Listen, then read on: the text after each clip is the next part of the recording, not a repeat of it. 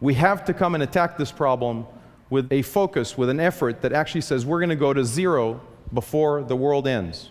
I actually shared that with some legislators here in the U.S. I shared it with a gentleman called Bobby Kennedy Jr., who's one of my idols. And I told him one of the reasons that his uncle was remembered is because he said we're going to send a man to the moon, and we'll do it by the end of the decade. We didn't say we're going to send a man 20% to the moon, and there'll be about 20% chance we'll recover him.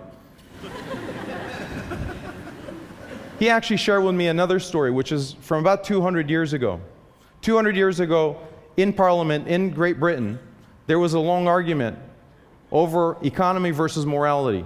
25%, just like 25% emissions today comes from cars, 25% of their energy for the entire industrial world in the UK came from a source of energy that was immoral, human slaves. And there was an argument, should we stop using slaves, and what would it do to our economy? And people said, well, we need to take time to do it. Let's not do it immediately. Maybe we free the kids and keep the slaves. And after a month of arguments, they decided to stop slavery, and the Industrial Revolution started within less than 1 year. And the UK had 100 years of economic growth.